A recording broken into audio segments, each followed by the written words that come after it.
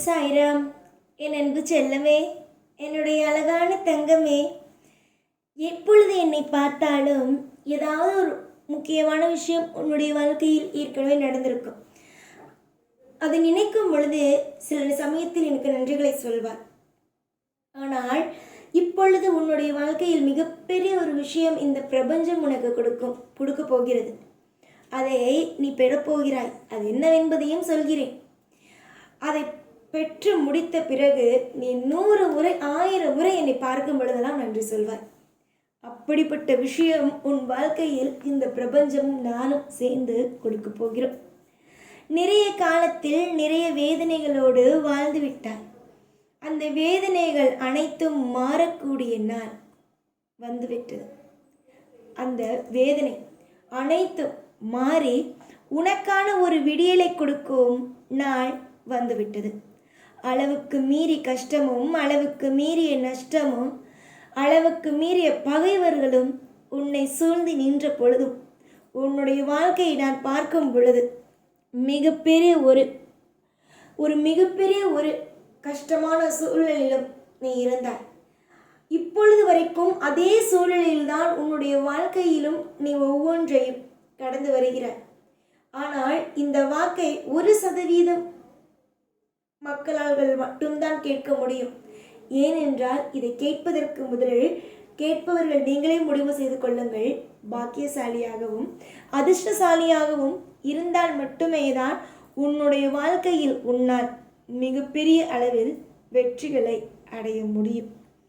எந்த விஷயத்தை வேண்டுமானாலும் நன்றாக யோசித்து பார். ஒரு வாக்கை நீ கேட்கிறாய், ஒரு விஷயம் உனக்கு நடக்கிறது என்றால் அதற்கு பின் ஏதோ ஒரு சூட்சமம் இருக்கு. எதையும் அவ்வளவு சுலபத்தில் யாராலும் இங்கு கேட்டுவிட முடியாது. அப்படி ஒரு மனிதன் ஒரு விஷயத்தை கேட்கிறான், ஒரு விஷயம் அவனுக்கு நடக்கிறது என்ற பட்சத்தில் அவனுடைய வாழ்க்கையில் அவன் எவ்வளவு கொடுத்து வைத்தவன் தெரியுமா? இந்த வாக்கு உன்னை தேடி ஓடி வந்திருக்கிறது. எத்தனையோ வாக்கை தள்ளிவிட்டாய். இதை குறிப்பிட்டு இந்த வாக்கை கேட்பதற்கான விஷயம் என்னவென்பதை இப்பொழுது புரியாது, இன்னும் கொஞ்ச நேரத்தில் புரியும். உன்னுடைய வாழ்க்கையில் நிறைய ஆசை, ஒரு ஆசை 2 ஆசை இல்லை, நிறைய ஆசை இருக்கு. அதில் முக்கியமாக ஒரு ஆசை நடக்கப் போகிறது. நீ உன்னுடைய வாழ்க்கையில் வரிசையாக நிறைய விஷயத்தை வைத்திருக்கிறாய். அதில் வரிசை கட்டி இதுதான் எனக்கு முதலில் நடக்க வேண்டும், இது 2வது நடக்க வேண்டும், இது நடந்தாலும் பரவாயில்லை, நடக்காவிட்டாலும் பரவாயில்லை, ஆனால் நடந்தால் தேவலாம் என்பதெல்லாம் நீ யோசித்து வைத்திருக்கிறாய். அதில் நீ முக்கியமாக கேட்டாய் பார், அந்த முதல் வேண்டுதல் உனக்கு நடக்கப் போகிறது. நீ முதலில் அந்த வேண்டுதலை எதற்கு முக்கியமான இடத்தில் வைத்தாய் என்றால் அது அவ்வளவு சுலபத்தில் யாருக்கும் கிடைக்காது. அதை அடைய வேண்டும் என்றால் நிறைய போராட வேண்டும். நீதான் போராடி விட்டாயே, நீதான் அனைத்து விஷயத்தையும் அடைந்து விட்டாயே. இதற்கு பிறகு என்ன கவலை? நிறைய கவலைகள், நிறைய வேதனைகள், நிறைய விதமான கஷ்டங்கள் நஷ்டங்களோடு வாழ்ந்து விட்டாய். இதற்கு பிறகு இன்பம் தானே? அப்படி என்றால் இனிமேல் கிடைப்பது அனைத்தும் உன் வாழ்க்கையில் செழிப்புகளாகத்தானே இருக்கும். புரிந்ததா என் தங்கமே? கவலைகள் எப்பொழுதும் வேண்டாம். நிம்மதியை மட்டும் மனதுக்குள் வைத்துக்கொள். 1000 ஆசைகள், 1000 விதமான ஏக்கங்கள், வழிகள் என்ற உன்னுடைய வாழ்க்கையை பொறுத்த வரைக்கும் நிறைய மாற்றங்களையும் நிறைய ஏற்றங்களையும் நானே கொடுப்பேன். நீ பொறுமையாக இரு.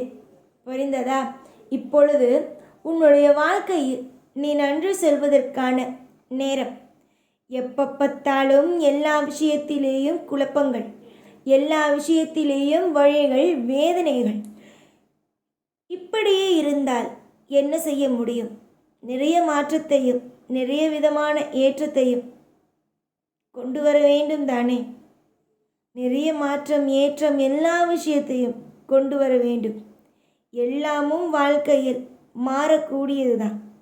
எப்போ பார்த்தாலும் கவலைகள், எப்போ பார்த்தாலும் வாழ்க்கையில் ஒவ்வொரு விஷயத்திலேயும் குழப்பங்கள் என்பதிலேயே இருக்கிறாய். குழப்பங்கள், வேதனைகள் வேண்டாம். நிறைய இடத்தில் குழப்பம், வேதனை, துக்கம் என்பதை வாழ்ந்துவிட்டாய். இதற்கு பிறகு நீ வாழப்போகும் விஷயங்கள் எல்லாமும் திருப்திகளானது மட்டும்தான். எதிலும் கவலை உனக்கு தேவையே அல்ல.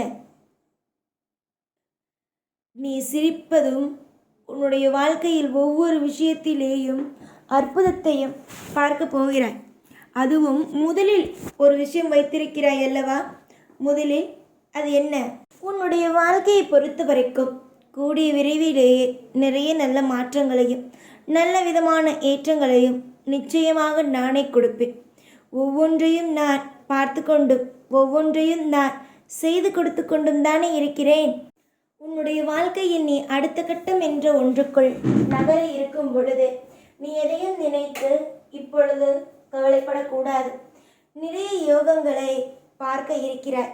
அதில் முக்கியமான உன்னுடைய ஆசையில் ஒன்றை அடையவும் நீ இருக்கிறாய். அப்படி அடைய இருக்கும் பொழுது உன்னுடைய வாழ்க்கையில் நீ ஒவ்வொரு விஷயத்தையும் அடைய இருக்கும் பொழுது நீ என்ன தெரியுமா நினைக்க வேண்டும்?